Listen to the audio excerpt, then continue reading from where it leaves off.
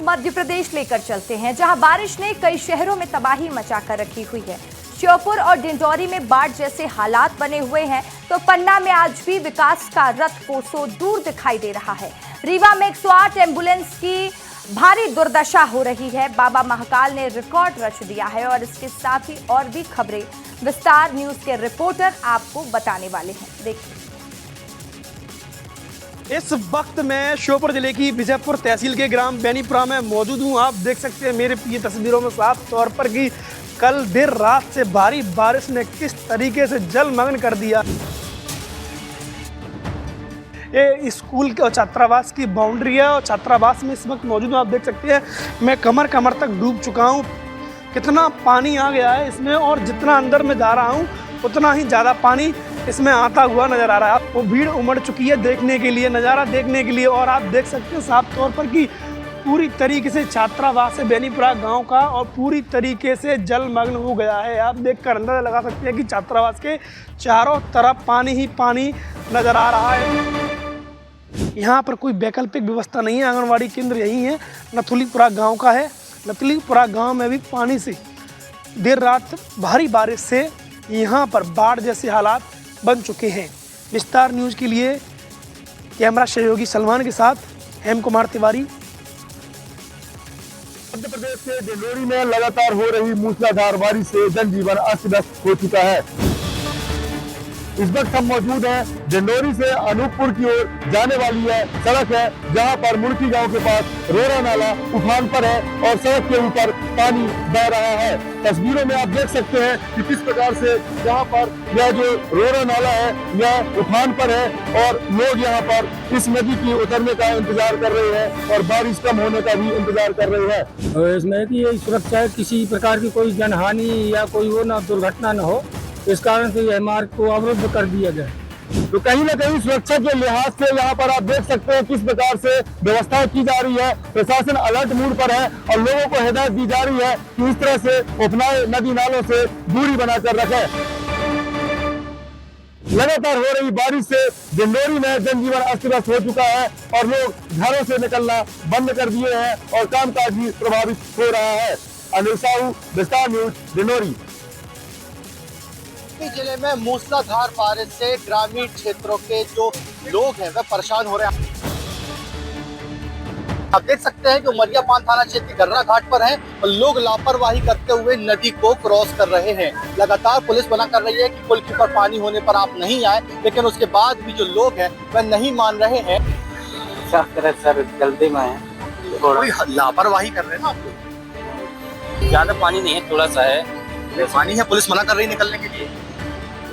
जल्दी में सर किराया देते हुए लोग नजर आ रहे हैं और इसी तरह से लापरवाही करते हुए पुल के ऊपर पानी होकर है उसके बाद भी यहाँ से निकलते दिखाई दे रहे हैं। आप इस तरह से समझ सकते हैं कि तेज बारिश पर नदी जो है वह उफान पर है और ब्रिज जो है वह पूरा डूबा हुआ है और इस तरह से लोग लापरवाही करते दिखाई दे रहे हैं। यश करें, विस्तार न्यूज, कटनी। कालों के काल महाकाल के दरबार में देश विदेश से भक्तगण आते हैं और बाबा महाकाल का सुगमता से दर्शन कर आशीर्वाद प्राप्त करते हैं। और ऐसे कई भक्त हैं जो बाबा महाकाल के खजाने में सोना, चांदी और नगद का दान के रूप में अंश देते हैं। मंदिर समिति के मुताबिक महाकाल लोक के खुलने के बाद भक्त बड़ी संख्या में उज्जैन आ रहे हैं और खुलकर दान भी कर रहे हैं।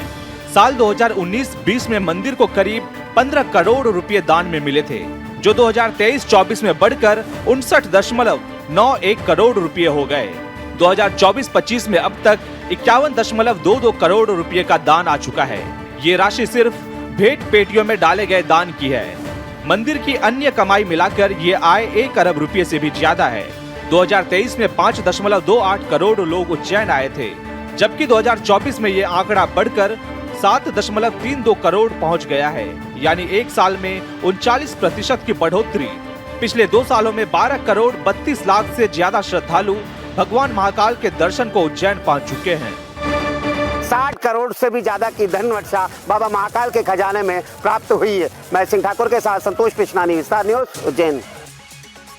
रीवा में 65 से ज्यादा एम्बुलेंस जो मरीजों के काम आनी चाहिए थी वो वर्कशॉप में धूल खा रही है। दरअसल एक मामला सामने आया जिसमें वर्कशॉप पर 65 से अधिक एम्बुलेंस ऐसी हैं जो वर्कशॉप में खड़ी हुई है।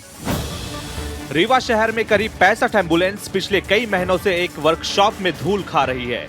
हैंडओवर की प्रक्रिया पूरी न होने से ये गाड़ियां मरीजों के काम नहीं आ पा रही है। इन्हें अब तक स्वास्थ्य विभाग को सौंपा नहीं गया है। ये सभी 4 से 5 साल पुरानी है और छत्तीसगढ़ पासिंग है। कुछ एम्बुलेंसों की हालत ऐसी है कि उनमें चारा उगाया है।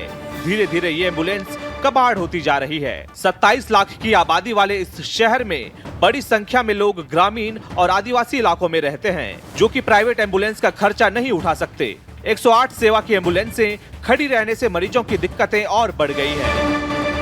ग्रामीण इलाकों में कई बार ऐसा होता है कि वहां पर एम्बुलेंस नहीं पहुंच पाती और कई तस्वीरें तो ऐसी भी सामने आई कि लोगों से पैसे भी लिए गए एम्बुलेंस को लेकर और ये एम्बुलेंस धूल खा रही है। लेकिन फिलहाल प्रशासन एक्टिव हुआ है। अब देखना होगा कि इस पर क्या कार्रवाई होती है। वीडियो जर्नलिस्ट आशुतोष के साथ विवेक तिवारी, विस्तार न्यूज।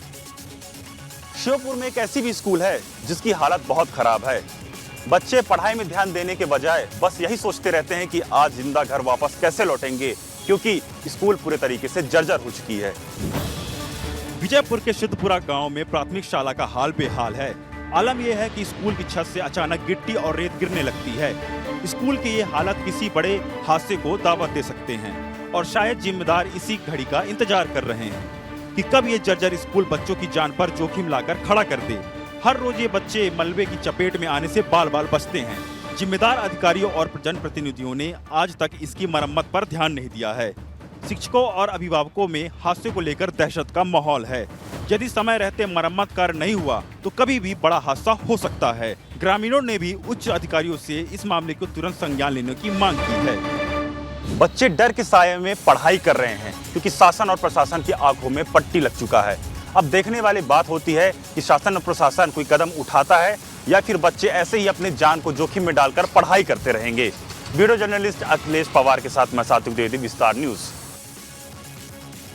आजादी को 78 साल बीत चुके हैं, लेकिन अब भी बच्चे जान जोखिम में डालकर पढ़ाई कर रहे हैं। बहुत हैरान करने वाला मामला आया है मध्य प्रदेश से। जिम्मेदारों ने पुल और पुलिया नहीं बनवाया तो बच्चे नाले में उतरकर पानी में भीगकर स्कूल जा रहे हैं। इस दौरान हादसे का भी खतरा बना हुआ है, लेकिन फिर भी जिम्मेदार आंख मूंद कर बैठे हुए हैं। पन्ना में हर साल की तरह इस साल भी मानसून ने दस्तक दी है और एक बार फिर पन्ना जिले में कई गांव के छात्र छात्राएं अपनी जान जोखिम में डालकर स्कूल जाने को मजबूर हैं। राहुनिया के गांव पाली में मौत का नाला नाम से मशहूर एक बरसाती नाले को पार कर ये बच्चे हर दिन शिक्षा के मंदिर तक पहुंचते हैं। तस्वीरों को देखिए। नाले को इस तरह से पार करने पर बच्चों को भारी परेशानियों का सामना करना पड़ता है। गाड़ियां तो दूर की बात है, पैदल भी लोग नाले के पथरीले रास्तों को जान जोखिम में डालकर पार करते हैं। हर साल बरसात के मौसम में बच्चे इसी तरह स्कूल जाते हैं। नाले को पार करते हुए जान जोखिम में डालकर बच्चे शिक्षा के मंदिर तक पहुंचते हैं, लेकिन जिम्मेदार बस आश्वासन पर आश्वासन दे रहे हैं। तो सवाल यह है कि आखिर देश के भविष्यों के साथ हो रहा ये खिलवाड़ कब खत्म होगा और बच्चों को पुल पुलिया मिलेगा।